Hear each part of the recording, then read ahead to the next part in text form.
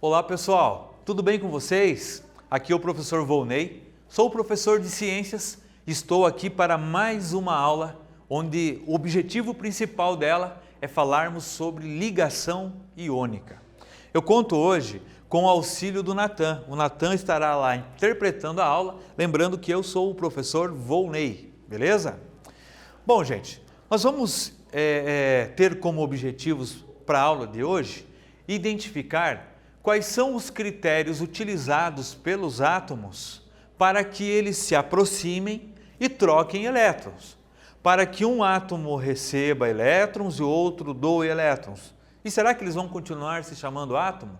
Bom, algumas dessas questões serão abordadas nesta aula, na qual eu começo falando sobre um material muito importante para a minha aula de hoje, o giz. Vocês aí já se perguntaram pelo que o giz é formado? Gente, o giz é formado por sulfato de cálcio. Ele é extraído, e sulfato de cálcio é extraído das rochas sedimentares, as mesmas rochas onde nós extraímos o petróleo, por exemplo. Mas o giz não é derivado do petróleo. Quando nós estudamos a ciência, nós estudamos para ter acesso ao conhecimento que foi produzido, acumulado e desenvolvido historicamente pelo homem. Nós entendemos a ciência como um canal que nos leva a compreender melhor os fenômenos naturais, o universo onde nós estamos, o nosso cotidiano. O giz, perguntar sobre o que as coisas são formadas, é fundamental para todo aquele que deseja conhecer um pouquinho mais sobre a ciência. Pois então, eu falei aqui sobre alguns átomos, né? Sulfato de cálcio, enxofre, oxigênio, átomo de cálcio. O que levou esses elementos químicos, esses átomos, a se unirem e darem origem a esse objeto, o giz?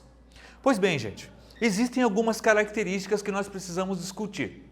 E vamos apelar aqui um pouquinho para a tabela periódica. Dos aproximadamente 118 elementos da tabela periódica, a grande maioria deles não encontra-se estável. O que é um átomo estável? Elemento estável é aquele elemento que, segundo a regra do octeto, possui 8 elétrons na última camada da distribuição eletrônica. Aqui na tabela periódica, nós temos 5 elementos com 8 e outro elemento que não vai conseguir preencher a sua eletrosfera com a última camada com 8 elétrons, mas ele também é considerado estável. Pertence ao grupo lá da esquerda, a qual nós chamamos de o grupo dos gases nobres. São eles o hélio, o neônio, o argônio, o xenônio, o criptônio e o randônio. Todos esses elementos, se nós fizermos a distribuição eletrônica, com exceção do hélio, eles terão 8 elétrons na última camada. Segundo a primeira teoria que eu quero trazer aqui para vocês, os elementos químicos, os demais elementos químicos, eles necessitariam ter 8 elétrons para também alcançarem a estabilidade, assim como os elementos do grupo dos gases nobres. Beleza, existem dois que não precisam disso, casos do elemento químico hélio e o elemento químico hidrogênio. O hélio ele tem 2 elétrons na última camada e ele é considerado estável com esses 2. O hidrogênio só tem 1 e ele será considerado estável se ele conseguir mais um elétron. Conseguir mais um elétron. Olha, gente, essa questão é muito importante e vem no intuito de responder o que os átomos têm como característica que os aproximam para formarem novas substâncias. A primeira delas é alcançar a estabilidade. Imaginem vocês que todos os outros elementos aqui gostariam de ficar estáveis, mas eles só vão conseguir a estabilidade quando eles se unirem uns aos outros. E essa união entre eles existe um nome, o nome nós damos de ligação química. Então os átomos, os elementos se ligam para alcançar a estabilidade, para originar novas substâncias, enfim, esses são os principais motivos. Volto aqui um pouquinho, aqui eu tenho a questão que eu falei agora, a distribuição eletrônica, nós não podemos esquecer que um átomo é formado por núcleo e por eletrosfera. Que dentro do núcleo nós temos a carga elétrica positiva e neutra. E que fora do núcleo, na eletrosfera, nós temos as cargas elétricas negativas, os elétrons. Quando eu falo em átomo neutro, ou seja, a carga elétrica positiva é igual à carga elétrica negativa.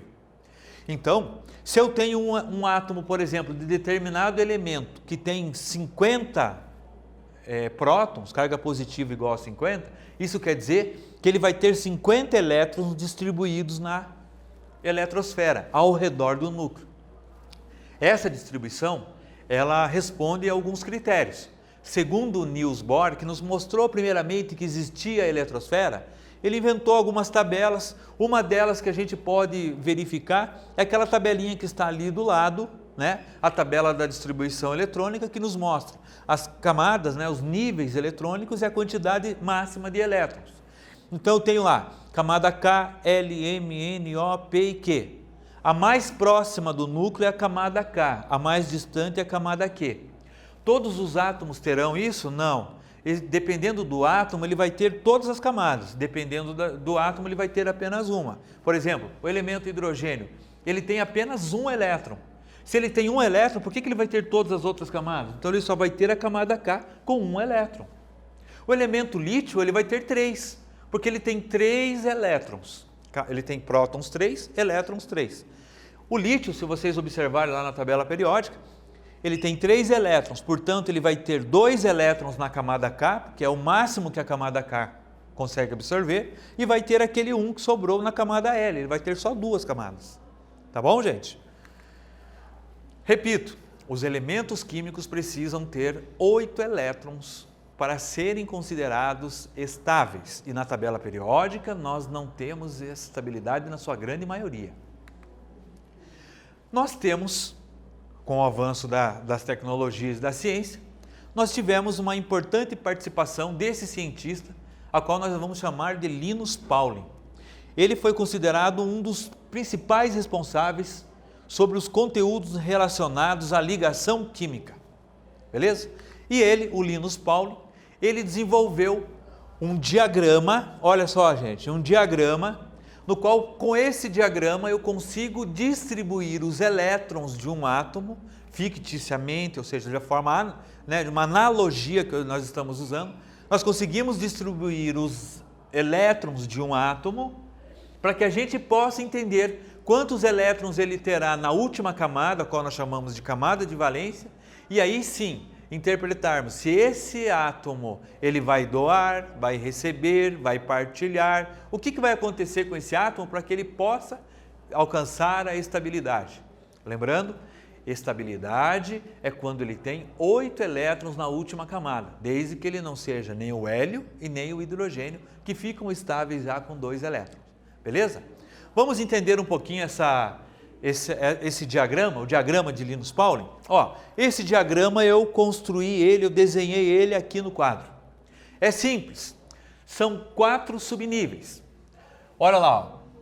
Subníveis representados pelas letras S, P, D e F. Olha lá, ó. Nessa primeira coluna eu tenho o subnível S, P, D e F, beleza? Eu comecei assim, ó. Todo subnível S, ele tem um subnível em cada uma das camadas eletrônicas, ó. Camada K, L, M, N, O, P e Q, são 7 camadas. Eu comecei 1S, 2S, 3S, 4S, 5S, 6S, 7S. Depois eu fui para o subnível P, que começou a partir do 2. 2P, 3P, 4P, 5P, 6P. Depois eu fui para o subnível D, que começou a partir do 3. 3D, 4D, 5D e parou no 6D. E depois eu terminei com o subnível F, 4F, 5F, beleza? Fiz de acordo com o Linus Pauling indicou, coloquei as flechas nos subníveis e vou mostrar para vocês como que acontece uma distribuição eletrônica. Lembrando que em cada subnível desse, S, P, D ou F, eu tenho um número máximo de elétrons, olha a minha tabela aqui, ó. O número máximo de elétrons em cada um desses níveis. Por exemplo, no S o máximo que cabem são 2 elétrons, mas no P o máximo que cabe são 6. Mas, por exemplo, no F o máximo que cabe são 14. Vou dar um exemplo para vocês. Imagine que eu peguei lá, na tabela periódica, o átomo representado através do elemento químico do elemento oxigênio. Eu vi que no oxigênio lá tem um número aqui em cima e outro aqui embaixo. Normalmente está assim. O número menor lá é o número atômico, o número que identifica o átomo. Só tem um que tem número 8 na tabela, é o oxigênio. Mas esse número aqui, ele também representa duas coisas. Primeiro, a quantidade de carga positiva, que são os prótons, e a quantidade de carga negativa. É essa quantidade de carga negativa, ou seja, o 8 aqui, que eu preciso distribuir de acordo com o diagrama de Linus Pauling. Olha como é que eu faço, gente, venham comigo. Ele tem 8 elétrons, carga positiva igual a 8, que é um átomo neutro. Eu vou começar na primeira lá, ó. Ó a flechinha mostrando aqui, ó. Primeiro subnível, 1, letra S. Quantos que cabem no S? Cabem 2. Eu vou colocar aqui 2. Eu tinha 8, sobraram 6. Qual que é o próximo? Vou colocar embaixo. 2S. Quanto que cabe aqui? Cabem 2. Então vou colocar aqui, ó, 2S. Couberam 2. Eu tinha 6, sobraram 4. Qual que é o próximo? Segunda flechinha, o próximo começa lá, ó. 2P. Cabe em quanto no 2P? 6. Mas eu só tenho 4. O máximo que cabem é 6. Eu posso colocar os 4? Claro. Vou colocar 4 aqui. Como que ficou? 2P4. Beleza? Aí eu quero que vocês entendam assim, ó. Agora nós vamos na horizontal. A primeira camada é a camada K. Couberam 2 elétrons. A segunda camada é a camada L. Quantos elétrons tem aqui? 2 desse nível, subnível, e mais 4 daquele outro lá. Total, 6. Então eu quero dizer assim, ó. A última camada na distribuição eletrônica de um átomo, eu vou chamar de camada de valência. Camada de valência. Cada átomo tem a sua. Camada de valência. Opa, deixa eu melhorar aqui essa letra. Camada de valência. A camada de valência é a segunda camada, ou também chamada de camada L, com quantos elétrons? 2 mais 4, 6. É assim que eu faço a distribuição.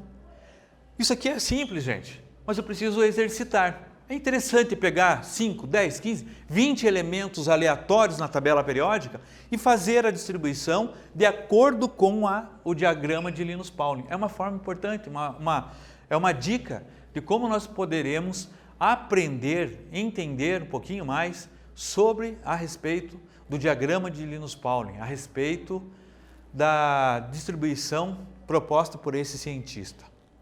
Olha um exemplo que eu tenho aqui, ó. Diagrama de Linus Pauling, exemplo 1, elemento fósforo.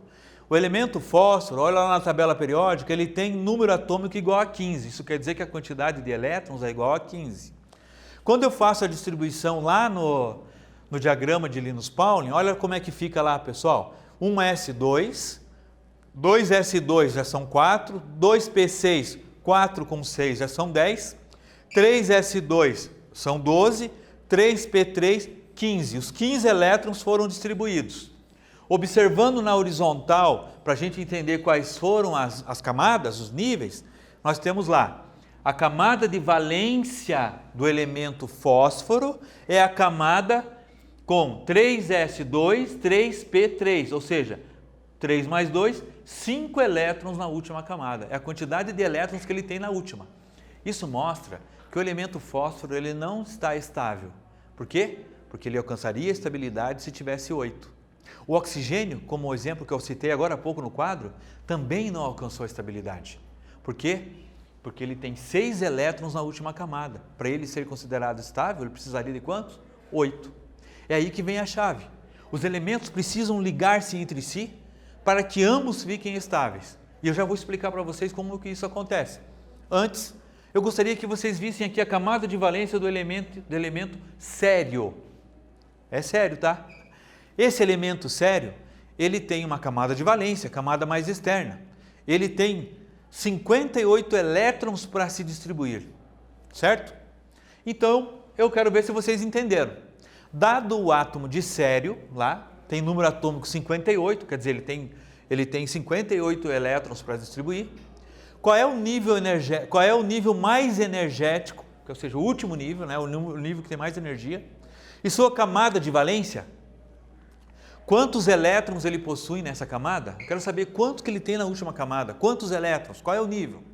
Vamos ver se vocês conseguem responder. Observem lá a tabela de Linus Pauling. Vejam nos slides anteriores. Eu volto em 1 minuto.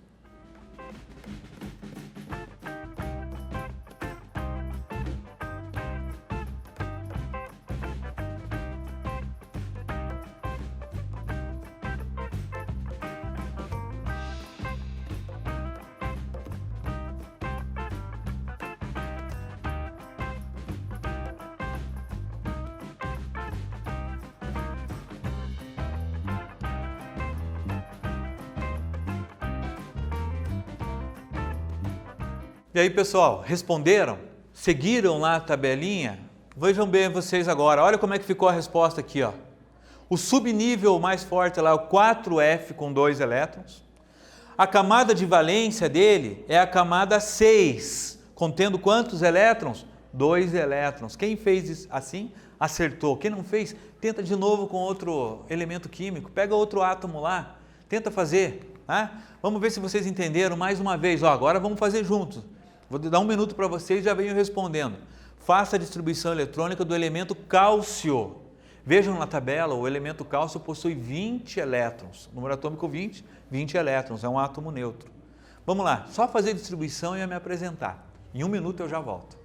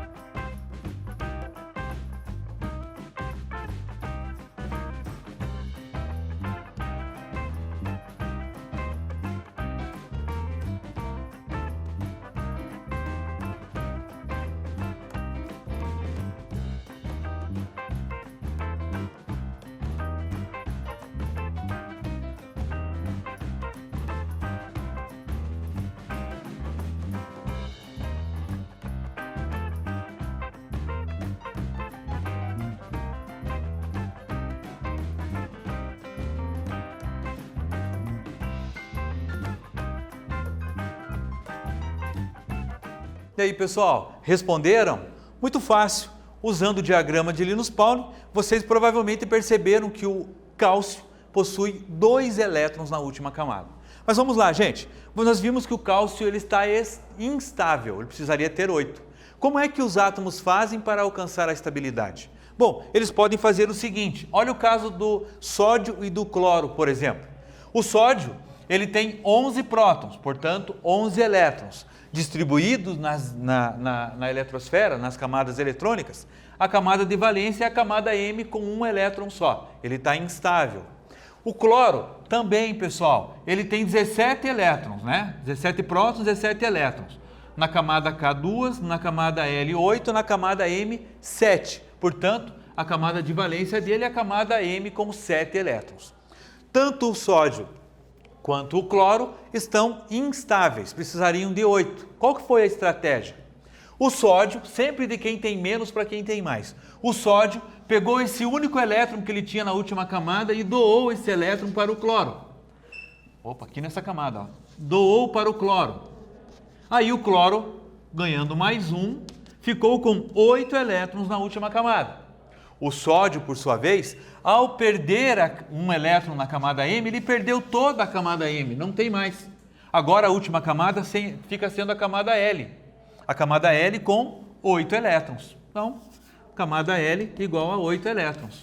Portanto, tanto o sódio quanto o cloro ficaram estáveis. Esse tipo de ligação, gente, é chamado de ligação iônica. Por quê? Porque no momento em que o sódio perdeu um elétron, ele virou um íon. No momento que o cloro ganhou um elétron, ele virou um íon, porque as cargas se desequilibraram. O íon que tem mais carga positiva do que negativa é chamado de íon cátion, é o caso do sódio. O íon que recebeu mais cargas negativas, ele ficou mais negativo do que positivo, ele é um íon negativo, chamado íon ânion. Essa ligação entre íons é chamado, nome da nossa aula, ligação iônica. Beleza, pessoal? É assim que nós interpretamos. Os átomos vão doar e receber elétrons, se transformar em íons para dar origem a novos compostos. Nesse caso citado ali, o cloreto de sódio. Aqui nesses slides que seguem, eu tenho toda a teoria daquilo que eu expliquei. Aqui o átomo de sódio, o átomo de cloro, um doando elétrons para o outro, transformando-se num novo composto, um composto iônico. É assim que acontece também quando eu tenho lá a ligação entre 2 átomos de alumínio e 3 átomos de oxigênio. Veja como que um doando elétron para o outro, eles conseguem alcançar a estabilidade. Vamos ver se vocês entenderam. Segue aqui um exercício para vocês responderem. O cloreto de cálcio é uma substância importante no processo de fabricação do cimento. Ele promove maior viscosidade à massa, aumentando seu poder de cimentação, tá bom?